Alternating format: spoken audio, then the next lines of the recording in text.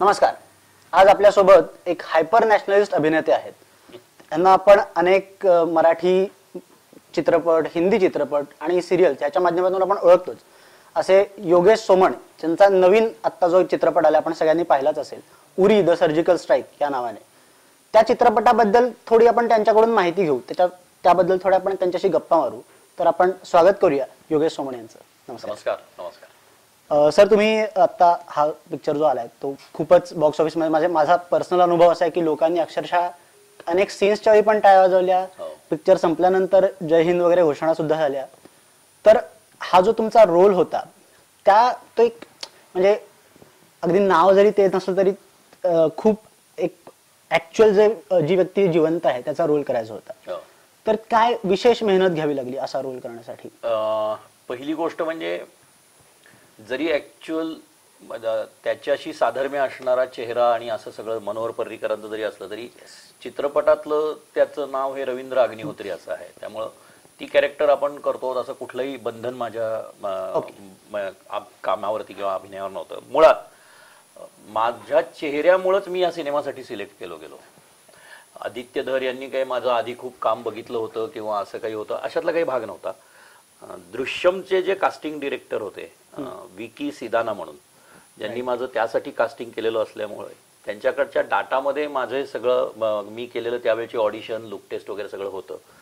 याचं कास्टिंग करत असताना विकी सिदानांशी जेव्हा त्या आदित्य धर आणि संबंधित कंपनीचा संपर्क झाला त्यावेळेला त्यांनी बघितल्याच हे केलेलं होतं की संरक्षण मंत्र्याच्या रोलसाठी आपण यांना घ्यायचं. मग मला चित्रपटाचे सगळे कथानक आणि हे सगळं आदित्य धरांची माझी पहिली आदित्यची माझी भेट झाली त्यावेळेला मला सगळं सांगितलं गेलं. सो मला स्वतःला माझी ही पूर्ण प्रामाणिक भावना ही आहे की माझ्या चेहऱ्यामुळे मला या सिनेमासाठी सिलेक्ट केलं. आता ते लोकांना किंवा इतरांना लक्षात येईल की म्हणजे कित्येक जणांनी आता ट्विटरवरती किंवा ह्याच्यावरती ज्या वेळेला लोकांनी त्याच्या प्रतिक्रिया दिल्या त्या सगळ्यांनी आशाच दिल्या की कोण आहे हा माणूस की जो अगदी सेम टू सेम याच्यासाठी सारखा दिसतोय. मग त्याला रिट्वीट करताना और उत्तर देताना लोकांनी सांगितलं की मराठीमध्ये वेल नोन नाटक बिटक करणारा. मी तेच म्हणणार होतो की मराठी तर सगळ्यांना माहित आहे. तर पण मला माझा फायदा याच्यासाठी असा झाला की एक नॅशनल ओपनिंग मिळाल्यासारखं झालं आणि तिथपर्यंत माझा चेहरा आणि काम पोचलं. वेगळी तयारी अशी ह्याच्यासाठी मला करावी लागली नाही. असं मला असं स्वतःला असं वाटतं की असा काही वेगळा अभिनय वगैरे काही करायचा नसतो की संरक्षण मंत्री करतोय म्हणून काही वेगळं करायचंय किंवा त्या चित्रपटात त्या भूमिकेला जी गरज आहे त्या पद्धतीने मी वावरलेलो आहे. मंत्राचा आब राखून जे बोलायचं आहे त्या पद्धतीने मी बोललेलो आहे. मी काही वेगळं काही केलेलं आहे किंवा त्यांच्यासारखं आपण दिसावं असं काही केलेलं आहे असं काहीच नाही केलं. बाकी जे आणखीन साधर्म्य वाटलं त्याचं पूर्ण क्रेडिट हे विक्रम गायकवाडांना आहे. की कसं असतं म्हणजे मेकअप आर्टिस्ट छोट्या छोट्या गोष्टीतनं सुद्धा एक तर आधी बेसिक बऱ्यापैकी चेहऱ्यामध्ये साधर्म्य आहे. माझ्या इथे भोवरा आहे तेवढा फक्त काढला तरी चेहऱ्यामध्ये खूप आणखीन बदल होतो. तेवढं फक्त विक्रम गायकवाडांनी हे केलेलं होतं, तेवढं ट्रिम केलेलं होतं आणि गालफडं जरा आणखीन वरती येतील अशा पद्धतीने डेंचर्स बनवलेले होते. तसं बघायला गेलं तर ही टेक्निकल तयारीच जास्त केली भूमिकेची. अभिनय म्हणून काही फार वेगळं मी काही केलं असं मला वाटत नाही त्याच्यामध्ये. बरं, पण आता हा चित्रपट बॉक्स ऑफिसवर अर्थातच हा खूपच चांगला चालतोय आणि एक आपल्याकडे आतापर्यंतची ट्रेडिशन अशी होती की एक कोणतरी सुपरस्टार असेल तर पिक्चर खूप चालतो.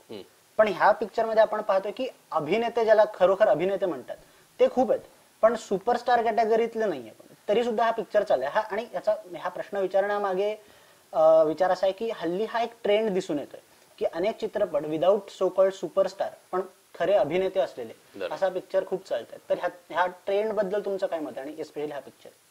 कारण याचा कंटेंट खूप चांगला आहे. म्हणजे या चित्रपटाचा हिरो कंटेंट आहे. म्हणजे तो सर्जिकल स्ट्राईक हे सगळ्यात महत्वाचं कथानक आहे असं मला वाटतं. आपण कितीही नाही म्हणलं काहीही म्हणलं तरी ना देशप्रेम ह्या शब्दाची आजकाल टिंगल होते. काही एक मोठा गट याच्याकडे अत्यंत म्हणजे आता हा आपल्या या शो मध्ये सुद्धा जे कोणी ऐकतील आणि अशा काही विचारसरणीची माणसं असतील ते असं एक लगेच ते इमिजिएट हे देतील. पण कुठल्याही कुणाचंही आपल्या देशाच्या मातीवर प्रेम असतंच. एक आत कुठेतरी दडलेली हिडन भावना असते असं मला वाटतं की जी जरा फुंकर घातली की पटकन हे येते. मग ती त्या इन्सिडन्सेस असतील कदाचित. तर सर्जिकल स्ट्राईक म्हणजे मी स्वतः हा सिनेमा माझ्या मित्रमैत्रिणींबरोबर ती नॉर्मल प्रेक्षकांमध्ये जाऊन एक 4-5 दिवस झाल्यानंतर बघितलेला आहे आणि सकाळी 8:30चा शो होता आणि 90-95% थिएटर भरलेलं होतं आणि सगळे कॉलेज बुडवून आलेली पोरं होती, तरुण होते सगळे आणि धमाल ते एन्जॉय करत होते. मग हा एक एवढा मोठा समाजाचा गट असा इतका वय वर्ष 15 ते 25 हा गट की ज्याच्यावरती कायम आजकाल असा आरोप केला जातो की यांना कशाच्या प्रती काही राहिलेलंच नाहीये, यांना काही नाही, हे फक्त त्यांचं व्हॉट्सअप आणि मोबाईल आणि हे ह्याच्यातच आहे.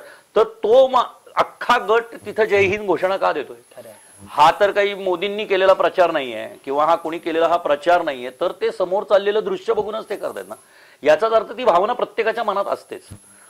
या सिनेमाचा हा सगळ्यात मोठा प्लस पॉइंट आहे. यात विकी कौशल होतात सगळे किंवा विकी कौशल आपल्या शेजारी बसून हे काहीतरी करतोय, त्याच्या भावना, त्याच्या मित्राप्रती असलेल्या त्याच्या भावना या आपल्याशी शेअर करतोय असं प्रत्येकाला त्या प्रेक्षागृहात वाटत होतं. आणि त्यामुळं मगाशी तू म्हणलास तसं की टाळ्या देऊन किंवा घोषणा देऊन ज्या प्रतिक्रिया दिल्या जातात, खरं तर समोर डेड स्क्रीन असतो. नाटक असतं तर ते आणखीन हे झालं असतं, परंतु स्क्रीन डेड असतो, 6 महिन्यापूर्वी वगैरे झालेला तो प्रसंग आहे, पण तो आत्ता घडतोय असं प्रत्येकाला वाटतं. कारण ती एक जिवंत भावना आहे राष्ट्रप्रेमाची किंवा कुठल्याही नातेबंधाच्या भावनांना तुम्ही फुंकर घातली की तुम्ही इमिजिएट त्याच्याशी हे होता. आता आजकालच्या सिनेमांच्या बाबतीत मला या गेल्या वर्षभरात 2-3 सिनेमे असे वाटतात की जे तू म्हणतोस तसं यांच्या नावावर सिनेमा चालतो असे कुठलेही कलाकार नसलेले एक 3 सिनेमे आपण घेतले तर हा एक उरी सर्जिकल अटॅक, अंधाधुंद नावाचा जो सिनेमा होता तो आणि बधाई हो नावाची फिल्म. हे तिन्ही चित्रपट हे कंटेंट ओरिएंटेड फिल्म होते. यांची कथानकच दणदणीत होती. म्हणजे याचा अर्थ प्रेक्षकांचा हाही एक ट्रेंड आहे आणि तो कालातीत आहे. फार पूर्वीपासून उत्तम कथानक असलेले सिनेमेही चाललेले आहेत आणि त्याचंच आपल्याला यावेळेला की असे लागोपाठ 3-4 आल्यामुळे त्याचा जरा ट्रेंड येतोय का काय असं वाटतंय. पण प्रेक्षकांनी नेहमीच आतापर्यंत चांगले कथानक असलेली, चांगला अभिनय केला गेलेली, अत्यंत प्रामाणिकपणे बनवलेले चित्रपट हे उचलून धरलेलेच आहेत. आता 11 तारखेला हा चित्रपट आपला रिलीज झाला. ह्या 11 जानेवारी 2019ला रिलीज होणं ह्या टायमिंगवर पण असं म्हटलं जातं की हा प्रोपगेंडा मूवी आहे की इलेक्शन इयर मध्ये तुम्ही हा मूवी आणलाय. तर ह्यावर तुमचं काय मत आहे? आणला असेल तर त्या दिवशी आणखी एक असाच प्रोपगेंडा असलेली फिल्म आणली ती म्हणजे ऍक्सिडेंटल प्राईम मिनिस्टर. त्या ऍक्सिडेंटल प्राईम मिनिस्टर मध्ये अनुपम खेरांनी स्वतः सांगितलेलं आहे की का आणू नये, की जर आमचा सिनेमा हा संपूर्ण राजकीय भाष्य करणारा चित्रपट असेल, हा नव्हे पण ऍक्सिडेंटल प्राईम मिनिस्टर हा संपूर्ण राजकीय भाष्य करणारा सिनेमा असेल, तर राजकीय वातावरण ज्यावेळेला तापायला सुरुवात होणार आहे त्या कालखंडामध्ये आमचा हा सिनेमा आला तर व्यावसायिकदृष्ट्या आम्ही काय चूक केलेलं आहे? काहीच चुकीचं नाही. तसं मला वाटत नाही की सर्जिकल स्ट्राईकचा, कारण सर्जिकल स्ट्राईकचं वातावरण हे सर्जिकल स्ट्राईकचा दिवस घडल्या म्हणजे ती घटना घडल्यापासून विरोधकांनी आणि त्याच्या सत्ताधाऱ्यांनी दोन्ही यांनी तो सतत जिवंत ठेवलेला विषय आहे. विरोधकांनी मूर्खासारखा आपल्या सैन्यावरतीच अविश्वास दाखवला, इतकं की पाकिस्तानकडे पुरावे मागितले, इतका मूर्खपणा करण्याचं जर मग या सिनेमाकर्त्यांनी या सगळ्या भावनांचा विचार करून आत्ताच तो आणला तर अयोग्य काय? मला काही त्याच्यामध्ये काही फारसं हे वाटत नाही. असलं तरीही चांगलंय, मला माझं स्वतःचं मत नाहीये, पण जर असेल तर समाजामध्ये तो चांगल्या पद्धतीने झालेला आहे, उचलला गेलेला आहे तो विषय. तिथे कोणीही असं म्हणत नाही. आता म्हणणारा एक 5-10% गट आहे की जो असं म्हणतच राहणार की हा प्रॉपगंडा आहे आणि हे केलेलं आहे, असं केलेलं आहे. पण मी त्या संबंध प्रोसेसमध्ये चित्रपटाच्या चित्रीकरणाच्या वेळेलाही होतो किंवा हे होतो, त्यावेळेला होणाऱ्या चर्चा किंवा त्यावेळेला जे काही कधी आपला रिलीज होणार आहे त्यावेळेचं प्लॅनिंग आणि हे सगळं ऐकत असताना आणि अनुभवत असताना मला असं कुठेही त्यांच्यात अशी भावना दिसली नाही की आपण विशिष्ट वेळेलाच आणू म्हणजे तो भयंकर हे होईल, असं कुठेही दिसलं नाही. त्यांनी त्यांची प्रोसेस जेव्हा कंप्लीट होईल आणि त्यानंतरचा जो योग्य दिवस असेल त्यावेळेलाच तो चित्रपट आणावा असंच त्यांचं त्यावेळेला प्लॅनिंग होतं. मगाशी जसं तुम्ही म्हणालात की प्रत्येकाच्या मनात एक पेट्रिओटिझम, देशभक्तीची भावना असते. एक जसा तुमचा परिचय करून देताना पण उल्लेख केला की हायपर नॅशनलिस्ट, तर ती जी टीका झालेली होती तर ह्या मूवीवर पण साहजिकच ती टीका झाली. ट्रेलरच रिलीज झाला तेव्हा की हायपर नॅशनलिस्ट मूवी आणखीन एक हा आलेला आहे.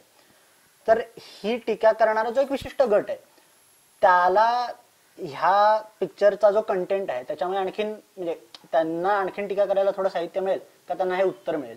मला वाटतं त्यांना हे उत्तर आहे त्यातल्या प्रत्येकाने ज्यांनी कोणीही टीका केली आहे त्यांनी मॉर्निंग शो पासून शेवटच्या शो पर्यंत मधलं कुठलं तरी एक तिकीट काढून चित्रपटगृहात तो अनुभव घेत सगळं बघावं आणि आपल्या बरोबर असलेले 4-5 डाव्या हाताने लिहिणाऱ्यांच्या यांनी विचार करण्याच्या ऐवजी हे सगळे जे आहेत हे कोणी मोदींचे सगळे प्रशंसक आहेत का या देशाप्रती त्यांना काहीतरी वाटतंय म्हणून समोर चाललेलं आहे. असं होणार नाहीये की त्यातनं बाहेर पडल्या जर बाहेर भरतीचे फॉर्म भरायचे असतील तर त्यातले 90% लोक सैन्यामध्ये भरती होतील असं नक्की होणार नाहीये. परंतु आम्हालाही तेच वाटतंय जे त्या सीनमध्ये करणाऱ्यांना वाटतंय.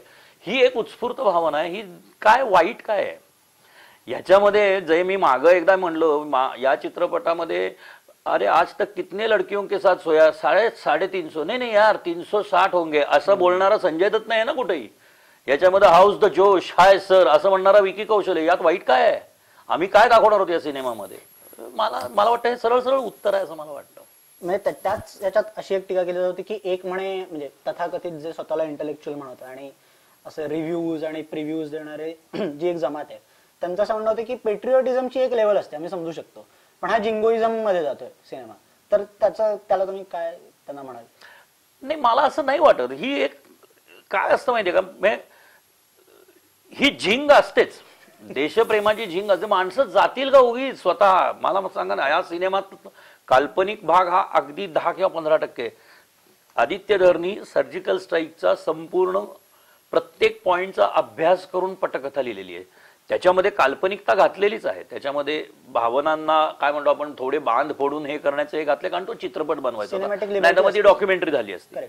पण हे सगळा अभ्यास करत असताना हे नक्की आहे ना की त्यांनी जीव धोक्यात तुमच्यासाठी घातलेला होता. ते काय त्याचं पर्सनल ठीक आहे त्याच्या त्या एका पर्सनल हे त्याचा दाखवलेला आहे परंतु या देशासाठीच तो गेलेला होता ना. त्या शत्रूला उत्तर देण्यासाठीच तर गेला आणि ती कुठली तरी एक झिंग असल्याशिवाय माणूस काही करूच शकत नाही. आणि मग त्याच्यातलं कुठलं तरी 5-10% जर प्रेक्षागृहात उतरलं तर काय हरकत आहे? यांनी काही नुकसान तर नक्की होणार नाही कुणाचंच, ना समाजाचं ना व्यक्तिगत ना देशाचं कुणाचंच नुकसान याच्यामध्ये होणार नाही. साहजिकच. एक शेवटचा प्रश्न की आता मगाशी तुम्ही म्हणालात की विरोधकांनी पुरावे मागितले आणि त्यात सुद्धा पाकिस्तानकडे पुरावे मागितले. तर हे जे पुरावे मागणं सर्जिकल स्ट्राईक झालाच नाही अशी टीका करणं आणि हे काय कुठल्या एका राजकीय पक्षाने केलं अशातला भाग नाही. अनेक राजकीय पक्षांनी अशा प्रकारचे तत्सम प्रश्न विचारले. तर त्यांना उत्तर म्हणून हा एक सिनेमा आहे का? की म्हणजे त्याचा हेतू तसा आहे असं नाही माझं म्हणणं पण हा सिनेमा त्या सगळ्यांना एक उत्तर आहे का? नाही नाही नाही नाही. हा सिनेमा त्या सगळ्याचं उत्तर असू शकत नाही कारण उत्तर देणाऱ्यांचं प्रतिनिधित्व आदित्य धर करतोय असं मला वाटत नाही. त्यांचं प्रतिनिधित्व करणारे अनेक वेगळी व्यासपीठ आहेत ज्याच्यावरती याचं उत्तर दिलं जाईल. कदाचित या देशाची जनता हे सुद्धा एक मोठं व्यासपीठ असणार आहे की ज्याचं हे नेक्स्ट इलेक्शनमध्ये दिसू शकेल. कदाचित उलटही होऊ शकेल. परंतु हो हा एक असा वर्ग नक्की आहे की ज्याला असं वाटतं की हे समोर चाललंय किंवा अशा पद्धतीने एखाद्या घटनेला क्वेश्चनिंग करणं म्हणजे उद्या ज्या दिवशी मला असं कळलं की डोकलाममध्ये आपले सैनिक समोरासमोर उभे आहेत चीनी सैनिकांच्या आणि धक्काबुक्की करतायत आणि अशा पद्धतीने ते तिथं ठाण मांडून उभे आहेत आणि या देशाचा प्रमुख विरोधी पक्षाचा युवराज हा चीनी वकिलाला जाऊन भेटून येतो दिल्लीमध्ये. याच्यासारखा दुसरा मूर्खपणा नाही, याच्यासारखं दुसरं राजकीय बेअक्कल पण नाही असं मला स्वतःला वाटतं. तर याला कधीतरी उत्तर दिलं गेलंच पाहिजे ना किंवा याला उत्तर देण्यासाठी अनेक सिस्टीम त्यातला हा सिनेमा लोकांना वाटतोय. सिनेमा करत्याला कुठेही अशा पद्धतीने आपण काहीतरी उत्तर द्यावं किंवा असं व्हावं किंवा सिनेमात काम करत असताना आम्ही अशा कुठल्या तरी भावनेने गेलेलो आहोत आणि यस असं काही नाही. एक अतिशय छान चांगल्या विषयावरती ज्याच्यात जे आता समाजाने स्वीकारलं आहे हे प्रत्यंतर त्याचं आलेलं आहे. एक व्यावसायिक सिनेमा बनवलेला आहे तो चांगल्या विषयावर बनवलेला आहे. तो उगीच कुठल्या तरी मी नेहमी म्हणतो की संजूवर सिनेमा का बनवावा असं वाटला बरोबर की नाही. पण त्यांनी धंदा केला 300 कोटी. पण आनंद या गोष्टीचा आहे की उरी द सर्जिकल स्ट्राईक सुद्धा 100 कोटीच्या वरती जातोय. हे महत्वाचं आहे की समाजात दोन्ही कदाचित स्वीकारलं जाईल की ज्या तरुण वर्गाला काही जणांनी अशी नावं ठेवली तुम्ही हेच बघणार तुम्ही तेच बघणार त्यांचं आज कौतुकही करायला पाहिजे ना की जर चांगलं दाखवलं गेलं तर ते हेही बघतील. ऍक्सिडेंटल प्राईम मिनिस्टरही लोक बघतील. तर त्यामुळे मी माझा पिक्चर बघायच्या आधी मी ऍक्सिडेंटल प्राईम मिनिस्टर पाहिला बिकॉज माझी विचारसरणी वेगळी आहे. मला काही राजकीय चित्रपट बघणं हे माझा नेहमी पहिला प्रेफरन्स असतो म्हणून मी तो सिनेमा पाहिला आणि तोही सिनेमा अतिशय प्रामाणिकपणे केलेला आहे. त्या चित्रपटामध्ये त्यांचं प्रामाणिकपण दिसतं ना माजी पंतप्रधान डॉक्टर मनमोहन सिंग हा खरंच संत खूपच इनोसंट माणूस होता हे त्या चित्रपटात जाणवतं ना. एक्झॅक्टली. त्यामुळं म्हणजे अनुपम खेर जे म्हणाले ते अतिशय योग्य म्हणलेले की तुम्ही हा सिनेमा बघितल्यानंतर कुठल्याच प्रकारचा दोष तुम्ही त्यांना देणार नाही, फक्त गप्प बसणे हा एकमेव दोष सोडला तर, किंवा जिथे बोलायला पाहिजे तिथे न बोलल्यामुळे एवढंच त्यांचं हे दिसलेलं आणि ते जाणवलं ना त्यावेळेला. सर थँक्यू व्हेरी मच, तुम्ही आज आमच्याशी या विषयावर तुमच्या उरी या चित्रपटाबद्दल आमच्याशी बोललात, त्यामुळे थँक्यू व्हेरी मच. धन्यवाद मला माझं मत मांडण्यासाठी एक व्यासपीठ दिल्याबद्दल. थँक्यू. 11 जानेवारीला रिलीज झालेला उरी द सर्जिकल स्ट्राईक हा सिनेमा सगळेजण बघतायतच, त्याची गर्दी अजूनही कमी झालेली नाही आहे आणि पुढे अनेक आठवडे तो तसाच चालावा.